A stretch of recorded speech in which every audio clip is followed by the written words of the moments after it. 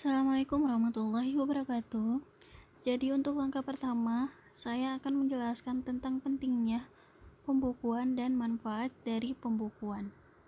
Jadi di sini banyak banget yang nanya, apakah pembukuan keuangan usaha itu penting? Dan jawabannya adalah pembukuan keuangan usaha sangat penting demi kelangsungan bisnis dan menghindari kerancauan antara keuangan bisnis dan keuangan pribadi. Manfaat dari pembukuan keuangan yang pertama, meminimalkan risiko kehilangan produk, aset, atau bahkan uang. Yang kedua, mengetahui jumlah pajak yang harus dibayar. Yang ketiga, mengetahui aset dan laba rugi usaha di masa mendatang. Yang keempat, mengetahui jumlah utang maupun piutang, memantau biaya operasional usaha. Yang terakhir, mengetahui kemajuan dari bisnis yang dijalankan. Dan untuk jenis laporan keuangan sederhana itu ada 5, ada laporan laba rugi neraca, laporan perubahan modal, laporan arus kas, dan catatan atas laporan keuangan atau CALK. Dan secara garis besar ada 4 langkah membuat laporan keuangan sederhana.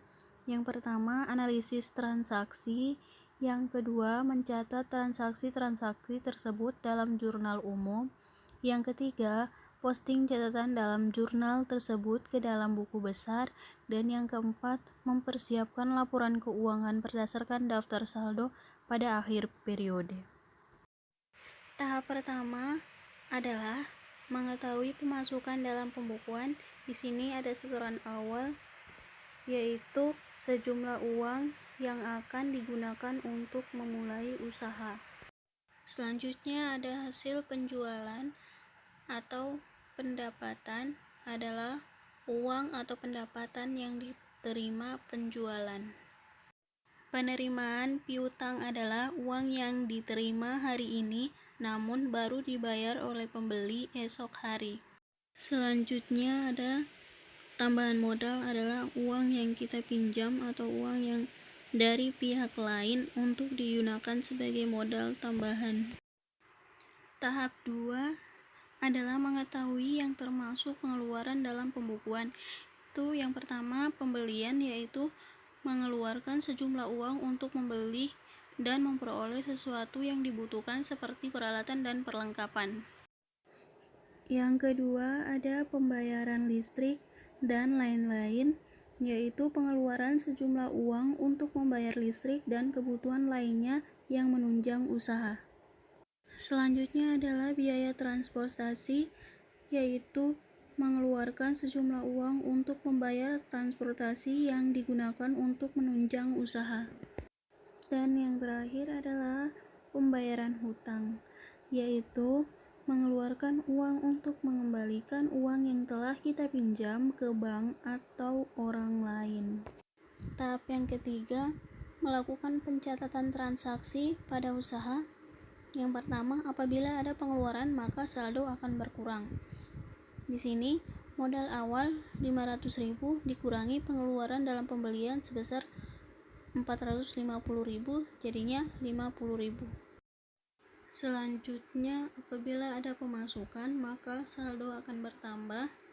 Sini saldo akhirnya 20.000 ditambah pemasukan sebesar 1 juta rupiah, jadinya 1.020.000. Tahap yang keempat adalah membuat laporan laba rugi. Untuk mengetahui hasil laba rugi, maka kita membuat laporan laba rugi. Laporan laba rugi bisa dibuat harian, mingguan, ataupun bulanan. Di sini saya menggunakan laporan harian toko batik. Laporan laba rugi adalah jumlah seluruh penerimaan dikurang jumlah seluruh pengeluaran, yakni penerimaan. Tahap yang kelima adalah tahap terakhir untuk melakukan pengecekan kembali. Jadi sini kita ngecek kembali apakah perhitungan benar atau salah. Jadi jika perhitungan terakhir hasilnya sama dengan buku kas, maka perhitungan tersebut dinyatakan benar.